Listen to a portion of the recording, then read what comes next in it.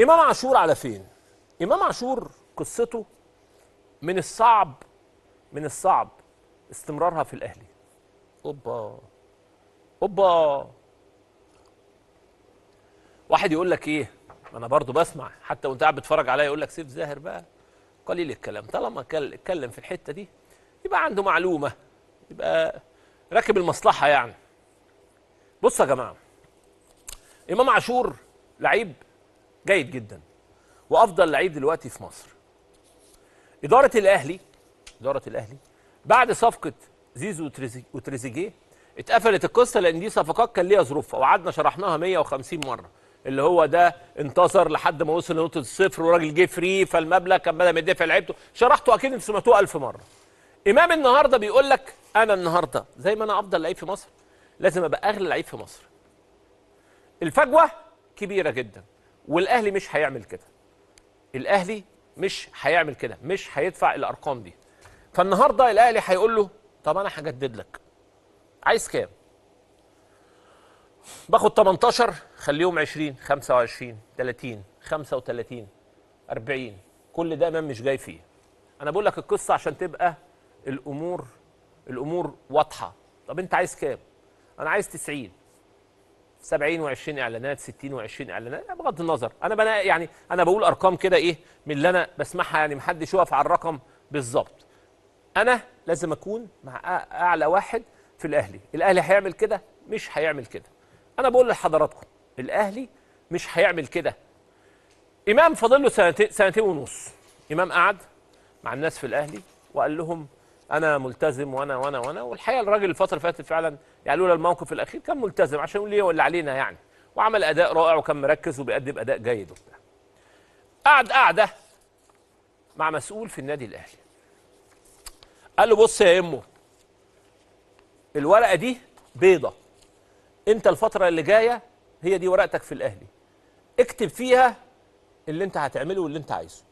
يعني هلعب، لو عملت كذا يبقى فيه كذا، لو جالي عرض كذا، اكتب حضرتك اللي انت عايزه وهحاسبك عليه.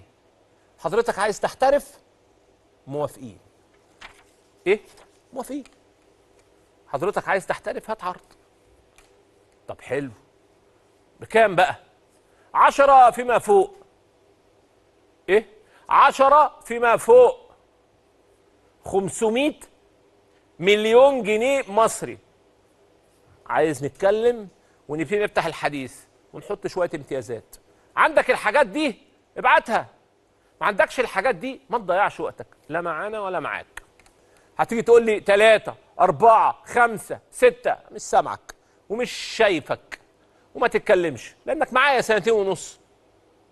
فما تضيعش وقتك، انا جاي معاك. فقدامك حلين، يا ترضى وتظبط وبتاع، يا تعمل حسبك ونعدل لك في السنتين ونص الجايين وتمضي سنتين كمان او 3 سنين كمان، يا تكتب اللي انت عايزه يجي لك بيعه بعد كاس العالم. فاهم قصدي؟ وبراحتك. مبدئيا احنا مع بعضينا لكاس العالم، وبعد كاس العالم حدد انت مصيرك زي ما انت عايز. قعدت التزم عشان نوصل لنقطه كويسه مع بعض. مش عايز تقعد هيبقى في عرض. اي سكه تانية كل سنه وانت طيب. والاهلي خلاص الكتالوج معروف، محدش يلوي دراعه، محدش، مش لاعب مش متمرن مش يعني مش هتفرق حاجه. تعال على جنب. والرساله امبارح كانت واضحه بالجمهور، واوعى يا امه من زعل الجمهور، اوعى. دي نصيحه اخ والله، انا بحب امام عاشور منتهى الصراحه يعني.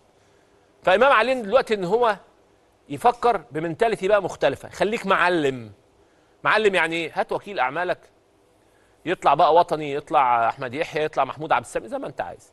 بص يا عم سيبني اركز، انا ما توجعش دماغي، روح انت هات عروض، خليني اركز في تمريني وفي الشغل وفي الكوره. اما تجيب عرض كبير قدمه للاهلي وخش مع الاهلي في مفاوضات، وبعد كده تعالى ناديني قول لي. لكن هنقعد نحرق بنزين على الفاضي مش هنوصل لحاجه. خلاص كده يبقى الاهلي كده ادى الضوء الاخضر لامام. معاك يا عم عرض، تعالى. فاهم قصدي؟ نناقشه ونظبط. اديك عرفت الارقام، لان اي رقم غير كده يبقى تهريج. تقول لي 4 تقول لي 5، انا مش عارف اصلا اجيب ب3 وب4 وب5، مش عارف اجيب يعني مش عارف اجيب لعيب كده. فاهم قصدي؟ بالارقام دي انا عندي احسن لعيب في مصر. فحضرتك خلصت شغلانه خالص، انت معايا سنتين ونص. اعطاء اللاعبين مستحقاتهم او تاخر في المستحقات الماليه، مفيش صفقات بسبب ان مفيش دعم مادي او مفيش فلوس، وقف قيادة 10 فترات كتير جدا. انت عندك 10 ازمات او 10 مشكلات لازم تحله. انا بتهيألي ان الفيفا اخر ما يزهد من نادي الزمالك هيخليه هبوط درجة رابعة. ده قال حاجة، ده ممكن يحل النادي ويفركش وروح وخلصنا. اه والله العظيم نادي الزمالك يعني عايز دعم مادي قوي، عايز يتخصص. تمام. المعلم دونجا طلع بتصريحات قال لك نادي الزمالك يكشف الدوافع التي أجبرته على بيع لاعبي الفريق الأساسيين. كشف مصدر من داخل نادي الزمالك عن سبب اللجوء لبيع عناصر الفريق الأساسية مثل نبيل عماد دونجا وناصر ماهر. طبعا انتوا عارفين ان ناصر ماهر راح بيراميدز ومبدح هناك.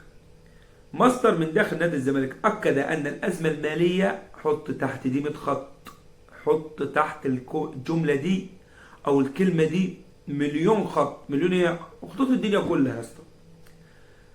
أكد مصدر من داخل نادي الزمالك أن الأزمة المالية للنادي غير مسبوقة، وازدادت عقب أزمة سحب الأرض.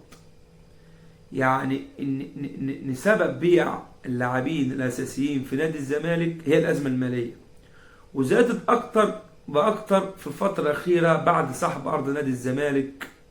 ده إن الدولة سحبت الأرض من نادي الزمالك، وأن إدارة الزمالك كانت ترفض بيع العناصر الأساسية، لكن تخلى بعض رجال الأعمال عن وعودهم لدعم نادي الزمالك. أجبر الإدارة على تلك القرار. إن كان في مجموعة من رجال الأعمال كان موعدين نادي الزمالك إنهم يدعموه ماديا، ولكن أخلوا بوعودهم. ووصل أن لاعبي الزمالك لم يحصلوا على سوى 20% من مستحقاتهم. دي من ضمن الأسباب إن لاعيبة الزمالك الأساسيين الموجودين في الفريق بسبب الأزمات المادية أو المالية، إن اللاعيبة كلها ما خدتش غير 20% من مستحقاته. وإن نادي الزمالك مهدد بأزمة أكبر في حال استمرار تأخر صرف المستحقات. نادي الزمالك مهدد بأزمة كبيرة في حال تأخر صرف المستحقات، خاصة في ظل أن عدد كبير من اللاعبين لمحوا بفسخ عقودهم والرحيل. يعني معظم لاعبي نادي الزمالك اللي موجودين لمحوا لإدارة الزمالك إنهم لو ما لحقوش ياخدوا باقي مستحقاتهم هيعملوا هيفسخوا عقودهم. واختتم أن نادي الزمالك يحتاج دعم كبير خاصة من جانب الجماهير في ظل الظروف الصعبة الحالية.